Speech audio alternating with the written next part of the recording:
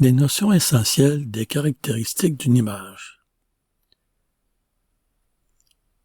La plage couleur ou espace couleur, en anglais color space, profondeur binaire ou quantification, bit depth, rapport hauteur-largeur, aspect ratio ou AR, résolution, resolution, sous-échantillonnage des composantes, components subsampling, fréquence d'image, frame rate, gamme dynamique, dynamic range, groupe d'images, group of pictures, GOP, ou GOP. On voit en bas ici le logo du logiciel Media Info. On y revient à la fin de cette vidéo. La question: pourquoi se préoccuper des caractéristiques d'une image? Mais la réponse est pour bien configurer les paramètres de la caméra, pour bien configurer le logiciel de diffusion, pour bien configurer le média social ou le site de diffusion. La réalité, c'est pourquoi ça a préoccupé? Afin d'optimiser la qualité du service de diffusion. Un cube colorimétrique a été réalisé pour se représenter l'ensemble des couleurs visibles par un être humain.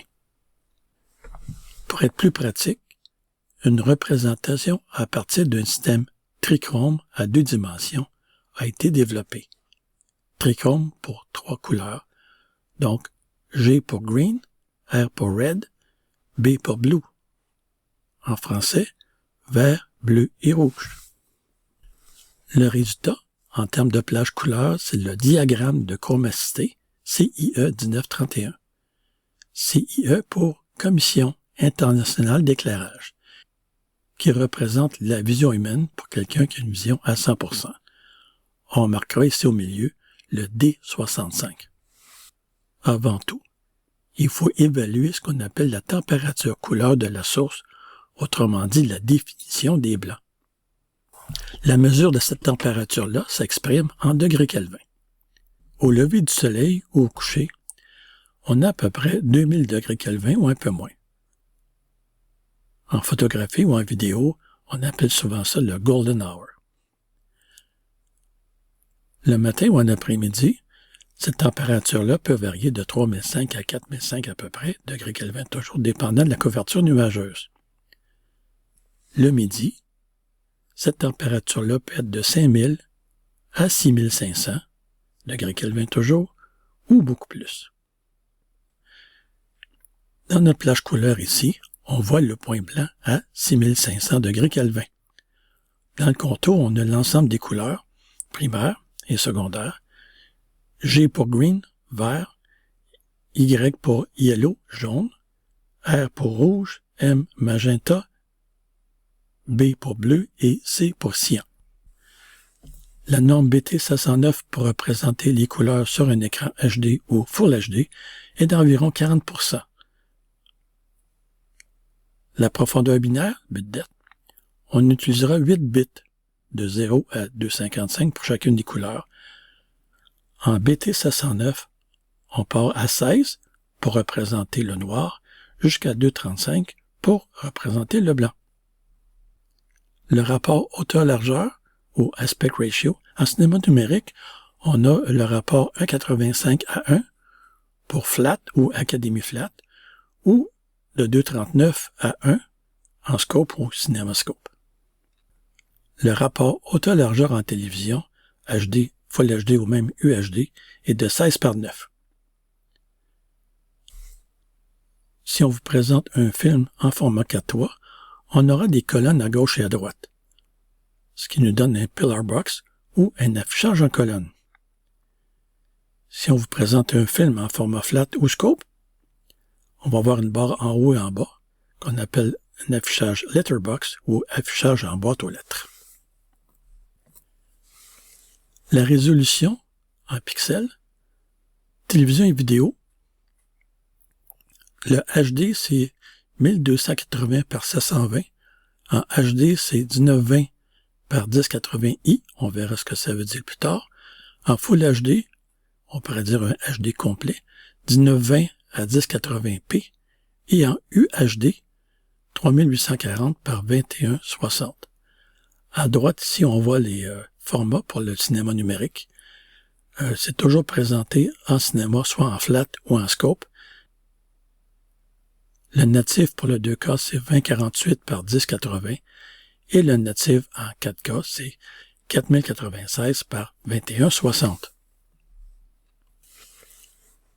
Le sous-échantillonnage des composantes, ou Component Subsampling, on voit ici rouge, vert et bleu. Red, green and blue. Ces trois composantes-là ne peuvent pas être compressées sans qu'il y ait une dégradation du signal. Donc, il y a eu une transformation. Le luma, qui comprend les trois composantes, soit le rouge, vert et bleu, et deux composantes couleurs, le B moins le luma, et le red, au rouge, moins le luma. Pourquoi c'était fait comme ça? Parce qu'on peut faire une réduction, une certaine forme de compression pour les deux composantes couleurs sans dégrader l'image parce que le luma reste le même. Ce qu'on voit ici, c'est comment effectuer cette réduction ou cette forme de compression-là. On voit dans les trois cas les 4 premiers pixels des 2 premières lignes. À gauche, la représentation 444 nous montre qu'il n'y a aucune réduction, donc pour chaque Y, chaque luma, j'ai une composante CB et une composante CR. On voit dans le deuxième cas, le 422, pour chaque 2 luma, j'ai un CB et un CR. Dans le troisième cas, celui qui nous occupe, avec lequel on va travailler, 420, pour chaque 2 Y, j'ai un CB et un CR, et je saute une ligne complète. Ça peut paraître un peu bizarre, mais dans nos téléviseurs aujourd'hui, les plus modernes, c'est ce qu'on a, et ça nous donne une image plus acceptable. Fréquence d'image qui s'exprime en images par seconde, frame rate, FPS en anglais, ou IPS, images donc par seconde. C'est soit 24 images pour le cinéma, on dit 30 images pour la télévision, ou 60 images pour certaines productions vidéo. Dans notre cas, en Amérique du Nord, on a une fréquence qui est fractionnaire. Pourquoi? Parce que dans les années 50, pour que la couleur soit compatible avec les infrastructures de télévision existantes, on pense surtout aux transmissions, cette fréquence-là de 30 ou de 60 a été divisée par 1.001, ce qui nous donne aujourd'hui, au lieu de 30 images secondes, c'est 29.97, ou au lieu de 60, c'est 59.94, mais dans le langage populaire, on va dire souvent 30 ou 60 images secondes.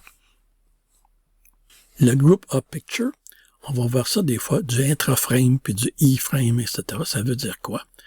Pour des raisons de compression, dans le groupe d'images, j'ai pas toutes des images complètes. J'ai pas toutes des images intraframe. La plupart du temps, je vais avoir ce qu'on appelle un long GUP, à savoir un long group of picture, autrement dit un long groupe d'images. Au départ, je vais avoir un e-frame, autrement dit intra-coded picture, ce qui veut dire une image complète. Puis jusqu'à la prochaine, je vais avoir des B-frames puis des P-frames. C'est des images qu'on appelle bidirectionnelles ou des images qui font une différenciation avec l'image précédente. Comme la vidéo seule ne peut former un fichier par elle-même, elle est contenue dans ce qu'on appelle un container en anglais, ou wrapper. Le format des conteneurs ou containers qu'on va utiliser, c'est soit MP4 ou MKV, MKV pour Matroska. Notre container contient la vidéo, l'audio et les données. La vidéo peut être en format H264 AVC, l'audio peut être LPCM ou AAC, qui sont les codecs de compression dans les deux cas. Pour ce qui est des données, l'exemple qu'on peut donner, c'est les sous-titres. Au départ, j'avais parlé de Média Info. Si je clique droit sur le fichier et je demande « Ouvrir avec Média Info », je vais avoir cette information-là. Donc ici, ce que je vois, AVC I 3.2, je sais que c'est du H264, donc ma compression H264. Le format, c'est 1280 par 720 en 16.9. J'étais à 29.97, 420, 8 bits, BT709. J'ai toute l'information que je dois savoir sur mon fichier. Ce qui m'a fait à cette vidéo, vous êtes maintenant invité à passer à la suivante.